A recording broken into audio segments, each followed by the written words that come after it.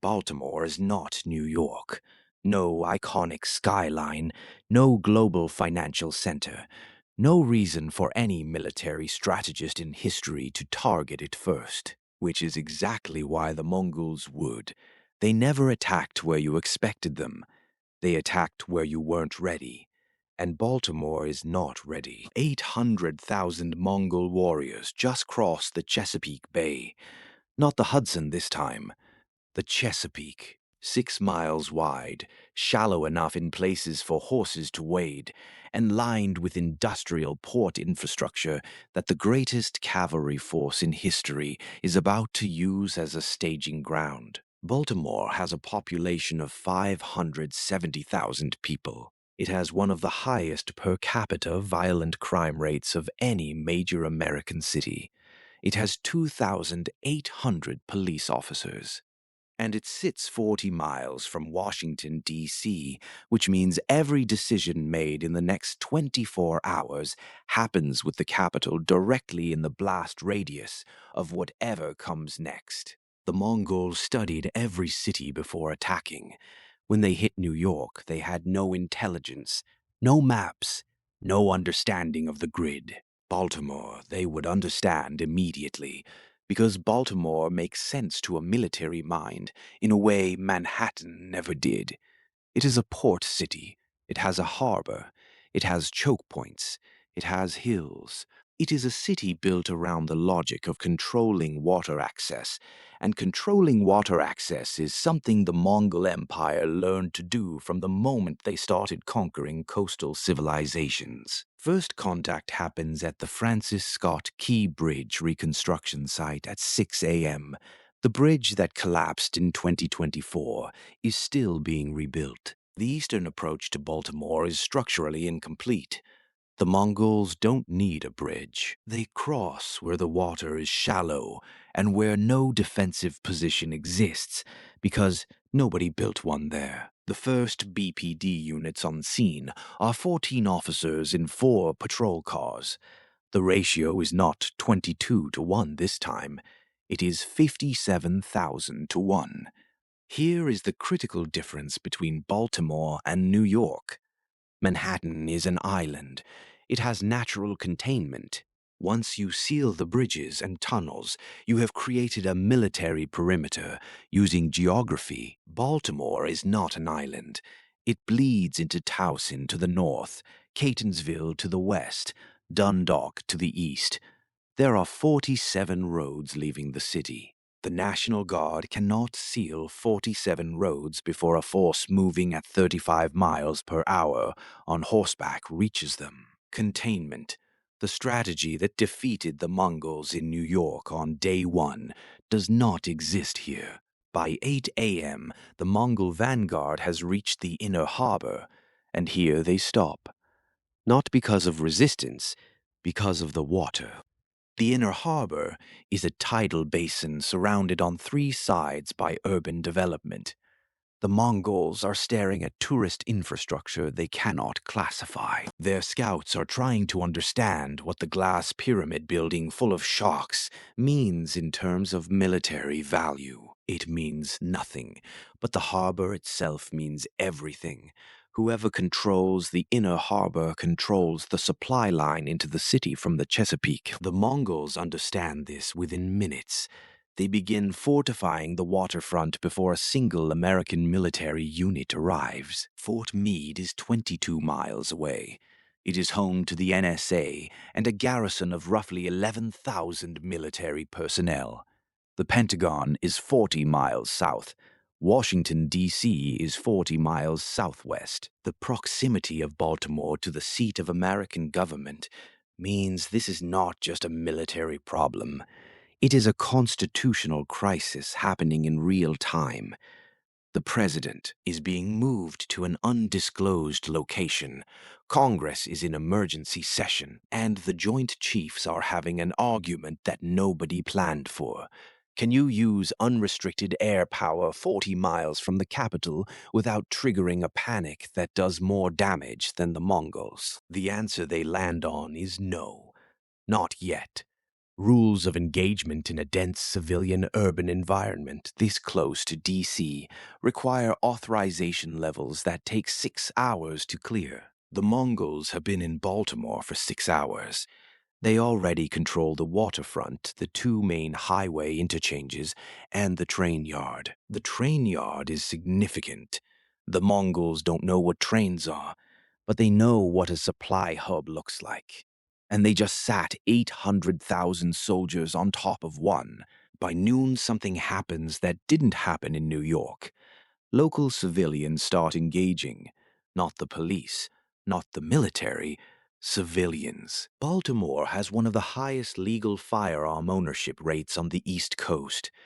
Rooftop positions begin appearing along North Avenue. The Mongols have faced resistance fighters before, in Persia, in China, in Eastern Europe, but they have never faced resistance fighters with semi-automatic weapons and smartphones coordinating positions in real time on a platform the Mongols have no way to intercept or jam. The Mongol response to unexpected resistance was always the same throughout history. Make an example. Pick one block, destroy it completely and visibly so every other block understands what non-compliance costs. They attempt this on a row of houses on Federal Hill. 3 Mongol units advance on the block. What they don't know is that Federal Hill has a direct line of sight across the entire inner harbor. What they also don't know is that an AC-130 gunship has been cleared for a single-fire mission and has been orbiting at 15,000 feet for the last 45 minutes, waiting for exactly this moment. A concentrated Mongol unit in an area where civilian positions are known and mapped. The gunship engages for 4 minutes. The advance on Federal Hill stops permanently. But the AC-130 has the same problem it always has: finite ammunition, finite fuel, and 800,000 targets spread across 92 square miles of urban terrain. Air power is a scalpel. Baltimore right now needs a surgeon who can operate on the whole body simultaneously. That surgeon doesn't exist yet. Full military mobilization is still 18 hours away. Day 2. The situation has stabilized into something nobody has a doctrine for. The Mongols control a roughly circular area of 12 square miles, centered on the inner harbor. The U.S. military controls everything outside that perimeter. Unlike Manhattan, there is no clean island boundary. The perimeter is ragged, contested, and changes block by block every few hours. Inside the perimeter, there are still 40,000 civilians who didn't evacuate in time. The Mongols are not harming them. They are ignoring them, which is somehow more unsettling than if they weren't. The Mongols ignore non-combatants when they are focused on consolidating a position. They did this in every major city they captured. First, you take the strategic points. Then you decide what to do with the people. Baltimore's civilian population inside the perimeter is living on borrowed time that they don't know is borrowed. Day 3. The supply problem hits harder here than it did in New York, and it hits faster. Baltimore's Inner Harbor District has restaurants and hotels and tourist infrastructure.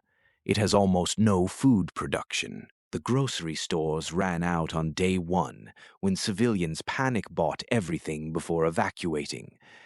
800,000 soldiers in a distant Valadway 12-square-mile area are consuming resources at a rate the neighborhood was never designed to sustain.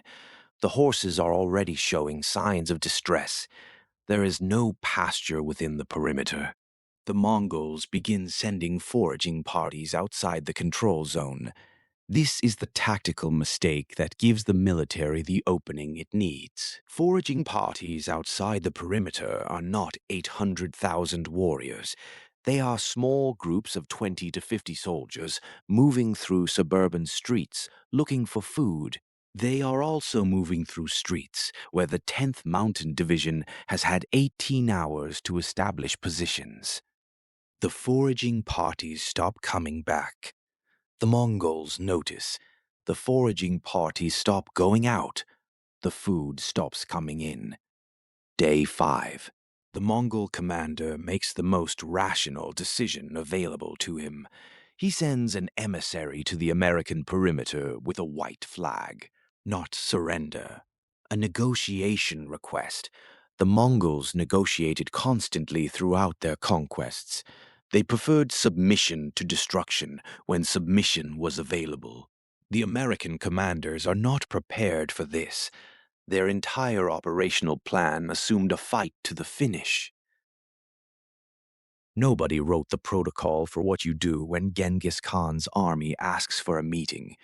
The negotiation happens on the Key Bridge reconstruction site where first contact was made. Through interpreters, there are 3 Mongolian language specialists at the NSA 22 miles away who are driven to the site in an unmarked van. The Mongol commander communicates one thing clearly. He wants a supply line and safe passage out of the city. In exchange, he will leave every civilian unharmed and withdraw completely. The American commanders ask for 6 hours to consult with Washington. The Mongol commander gives them 4. Washington says yes, not because they want to, because 40,000 civilians inside the perimeter have no other exit. Because the political cost of a military assault that kills civilians 40 miles from the capital on live television is incalculable. Because sometimes the most powerful military in the world makes decisions based not on what it can do, but on what it can be seen doing. The Mongols withdraw on day 6, orderly, disciplined, exactly the way they arrived. What they leave behind is not destruction. It is information. Every defensive gap they exploited is now documented. Every response time failure is now in an after-action report. Every assumption American urban defense planning made that turned out to be wrong is now a lesson that costs billions to fix. The Mongols came to Baltimore and lost to hunger and a blockade, exactly like they did in New York. But Baltimore revealed something New York didn't, that the geography protecting America's largest cities does not protect its medium-sized ones. And there are 300 cities in America the size of Baltimore or smaller. The scariest lesson from Baltimore is not what the Mongols did.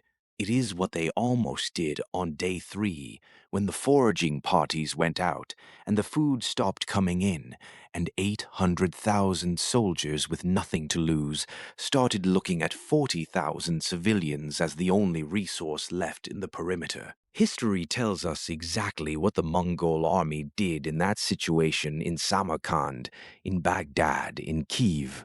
History also tells us that the only thing that stopped it from happening in Baltimore was a supply blockade that held for exactly the right number of days. 2 days less, and the story ends completely differently. The margin between a negotiated withdrawal and a massacre was 48 hours of military discipline and a lot of luck. The world is more fragile than we pretend.